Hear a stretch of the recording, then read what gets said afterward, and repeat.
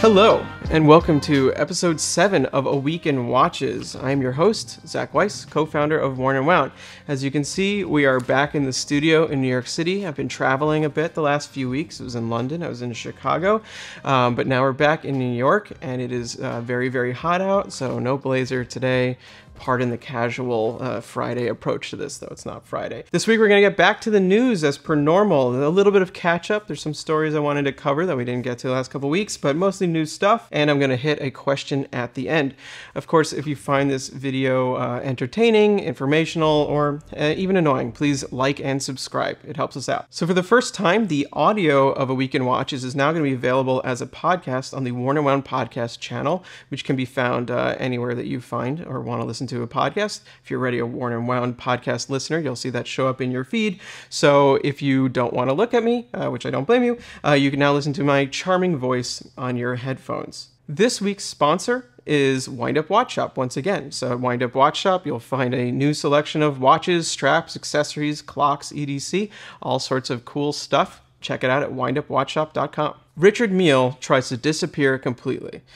So for those unaware, Richard Mille is a real low-key, modest brand known for subtlety, a real brand of the people. Just kidding.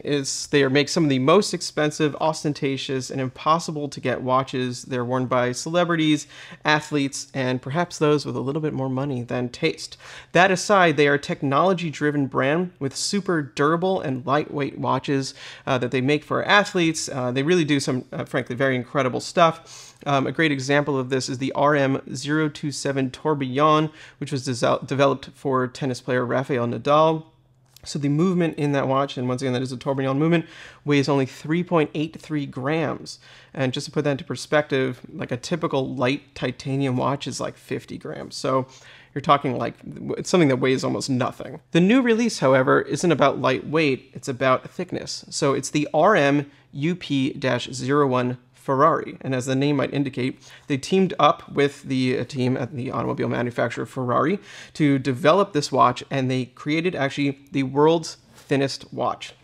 So this watch is 1.75 millimeters thick, and to put that into perspective, that's about the thickness of a quarter, and it's also beating out the previous record holder, which was just established actually in the last 6 months or something like that, which is the Bulgari Octofinissimo Ultra, and they beat that out by 0.05 millimeters. But something that's really fascinating about this watch is that it actually features a movement housed within a case.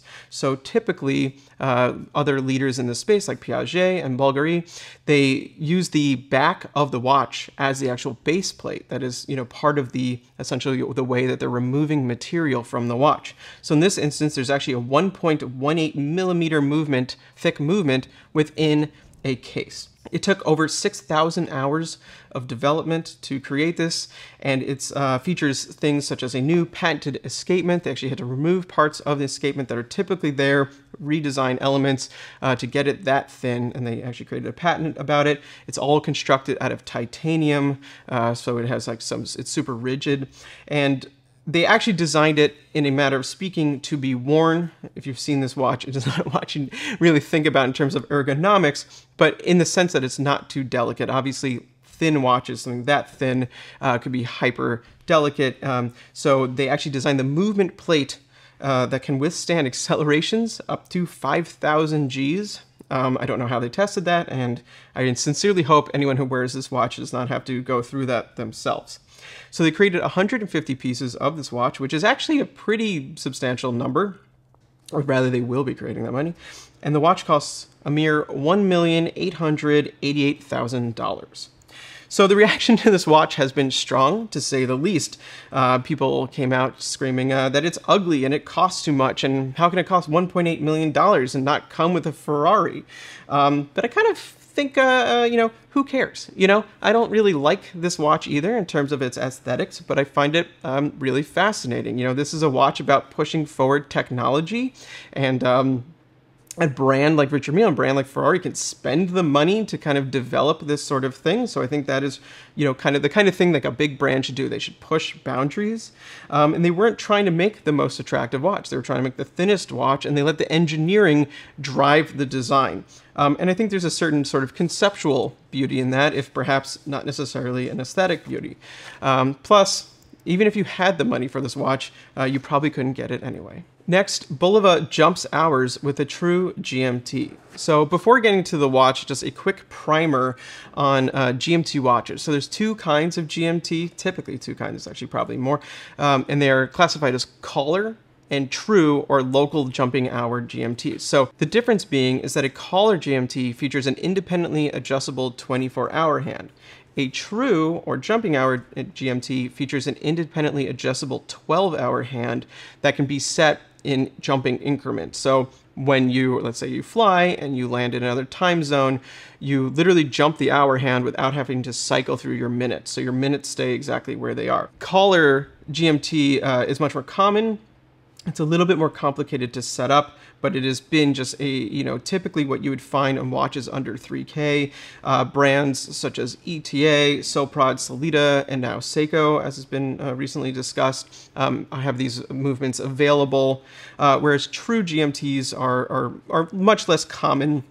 They're becoming slightly more common, and well, by the end of this news segment, you'll see much more common, perhaps. So brands like Tudor, Grand Seiko, and of course, famously Rolex manufacture true GMTs. There are some new ETA movements you can find at Hamilton's, Longines, Mido, perhaps some other Swatch Group brands too, and then actually a couple of Alpinas as well. But like I said, they're much less common. Anyway, today, or this week rather, Bulova launched the Wilton GMT. So this is powered by the new Miyota 9075 True GMT automatic caliber. So the watch itself is sort of this businessman's luxurious travel style watch.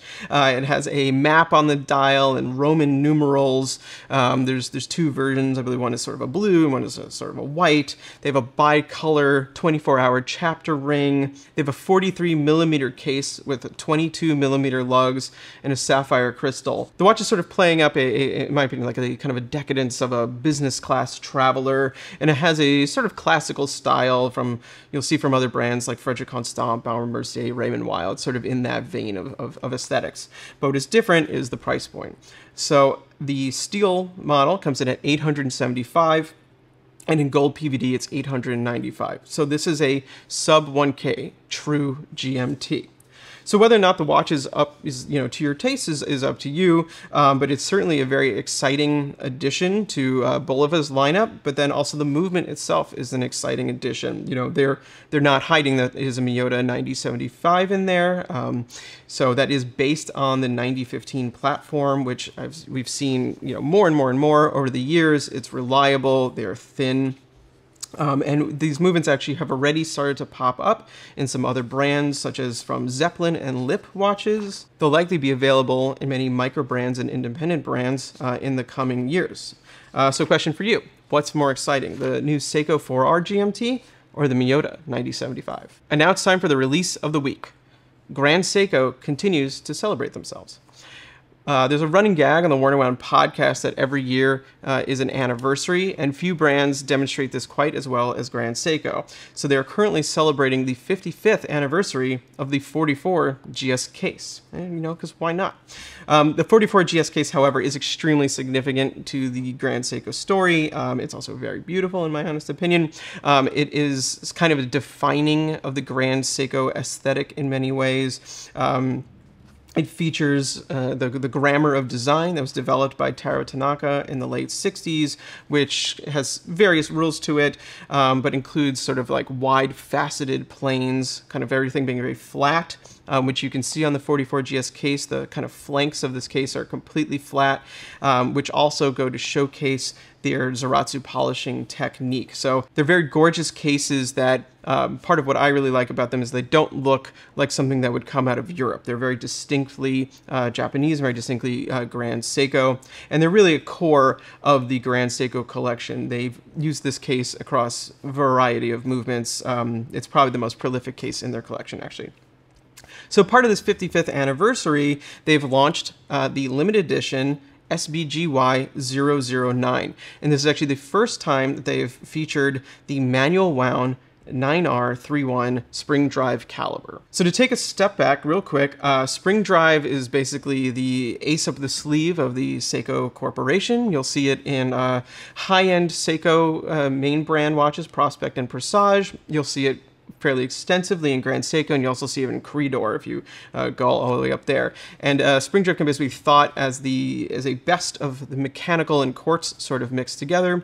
So it uses energy stored in a mainspring, either created through automatic motion or through manual winding, is released through a gear train, but rather than a typical escapement, like a Swiss lever escapement, which is ticking back and forth, obviously releasing that energy, it uses what's called the tri-synchro regulator, which is an awesome name, and features a glide wheel that is spinning in one direction and is essentially within an electromagnet. Now, as it spins, it creates a little bit of a current that goes out to a little quartz brain, and the quartz is oscillating, and that reference signal is then used to essentially regulate the speed of that glide wheel. So what you get is a watch that functions mechanically, but has a little bit of like a smart quartz component, and ends up accurate to plus minus 1 second a day, which is many times essentially more accurate than even like a chronometer. So with the 44 GS case, they've typically used the 9R65 caliber, which is a spring drive automatic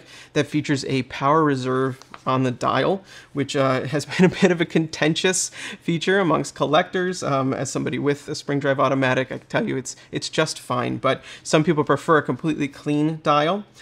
So the 9R31 is a manual, so it's not automatic, and it features the power reserve on the back of the movement. So you actually flip the watch over, you can look at the crystal and see if it needs to be wound. It also is date-free, which is another aspect that I think a lot of people want. So this is just really a clean, classic dial, and typically something you'd find only on Grand Seiko's manual wound mechanical movements. Additionally, because of the manual wound movement, which is lacking a rotor, the whole thing can be thinner. So this is 10.5 millimeters versus 12.5 on the automatics, though both are 40 millimeters. And I actually checked, even the 9F 44GS models are 10.7, so it's a touch thinner than that as well.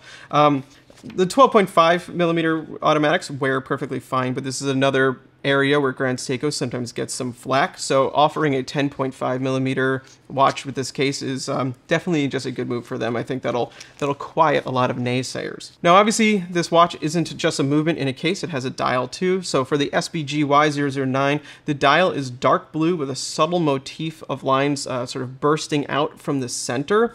And those are accented by gold seconds hand and a Grand Seiko logo.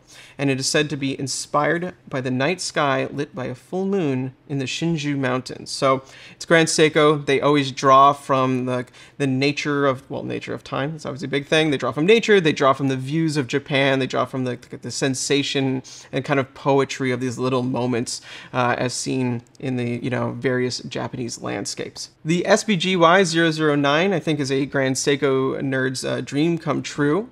They are limited to 1,500 pieces and have a price tag of $8,100. And despite the, not insubstantial price, I do think these are going to go very fast. And now it's question time. Sai Kiran Mushkara asks, we hear a lot about proportions in the watch world. Can you explain to us novices what is a well-proportioned watch? So this is an excellent question. It's something we think about a lot here at Worn & Wound. Blake Bettner, managing editor, actually wrote an article recently called "We Need to Talk About the Numbers," which is just all about how the size of the watch that you see on paper isn't really everything that matters. And I think a lot of this does come down to proportions. So proportions, they often matter more than the individual numbers. This is obviously the relationship between the various dimensions of a watch and how they kind of come out in the end. Of course, a big watch is still a big watch, a small watch is a small watch, and personal preferences will still apply. But ultimately, proportions are all about balance. So like I said, they're how things relate. To me, when something feels right, when you see a watch and you're like, that clicks, that's largely because the proportions were correct. Additionally, Proportions take into account, obviously, the purpose, the fit, and the style of the watch. So some proportions that really matter that I always think about is like the diameter compared to the lug-to-lug distance. This is obviously very common saying the watch is 38 millimeters, but if it's 55 millimeters long, which would be crazy, it's going to be kind of out of proportion in one dimension. Similarly, you know, if something is 40 by 40, that's going to be completely different than something with you know, pronounced lugs. The diameter compared to the dial opening is also very important. There's a big difference between a 38 millimeter watch that's all dial, so to speak, where the dial runs to the edge of the bezel, versus something with a thick bezel, versus something perhaps even with like a dive watch with a you know, a really thick and usable tactile bezel. And then even the color of that bezel can play into that as well. Steel bezels can compress a dial, whereas a dark bezel can almost read as dial and go out to the edge. But they're all going to look different. It's all about those subtle proportions. Similarly, thickness, which comes up a lot. Very different between thickness on a small watch and thickness on a large watch. Sometimes even a very thin large watch isn't great because they can sort of feel and look like a plate on the wrist. Sometimes they need to actually be built up a little bit to look as if saying would go in proportion. Then there's also how thickness is broken up, and this is about the proportions of the bezel to the mid case to the case back. Sometimes if those proportions are out of whack, it's why a watch will look too tall. But like a 12 millimeter watch that's all mid case versus a 12 millimeter watch that has a thick bezel, a nice rounded case back, and a slender mid case will look and read completely different. Lug width can also play a very large role in a watch. So a small watch with a wide lug can feel much larger than its size indicates, and frankly more sporty. You know, I just think about like vintage Datejust and some of these watches that were like in the 36 millimeter range, but had 20 millimeter lugs and frankly felt quite sportier than you'd expect. And then a big watch with a narrow lug, which you don't see that often, can feel actually quite awkward. Like it's you know, you have a gauge or something strapped to your wrist with a piece of string. And also, like I said, very subjective. So to me, 22 millimeter lugs almost always feel too wide, unless you're on a watch that's frankly over 42 millimeters. Not everyone agrees with that, of course. And then there's dials, where everything comes into play. Hands, the dial furniture, the sub-dials, the branding. You know, something I think about, you know, people will complain on some watches, oh, there's too much text on the dial. There's too much text on the dial compared to the negative space, compared to other things. Once again, that's all proportions. So it's various dimensions that have to play together to work, and then also bringing in the style and the theme of the watch. You know, a sport watch is going to want to have beefier lugs, whereas a dress watch is going to have thinner lugs. So all proportions. Is there a single solution? Not at all. And each watch wears differently. Each watch has different intentions. So each watch needs different relationships. And I think, you know, that's kind of part of the fun of seeing tons of new watches and seeing what people do with them. Each watch is frankly its own challenge with its own story and concept, and it really comes down to the eye of the designers involved to make it work. And when a watch really gets it right, think about something like a true iconic watch, like a Submariner or a Speedmaster, you know, they tend to become these sort of timeless designs. I hope that helps. And that's all for this week. Thanks again for tuning in. And once again, if you have questions, we'd love to hear them. Please leave them in their comments or email us at info@wornandwound.com and just put "A Week in Watches" question in the title. And of course, please head to wornandwound.com daily for news, reviews, and all sorts of other great stuff about watches. Thank you.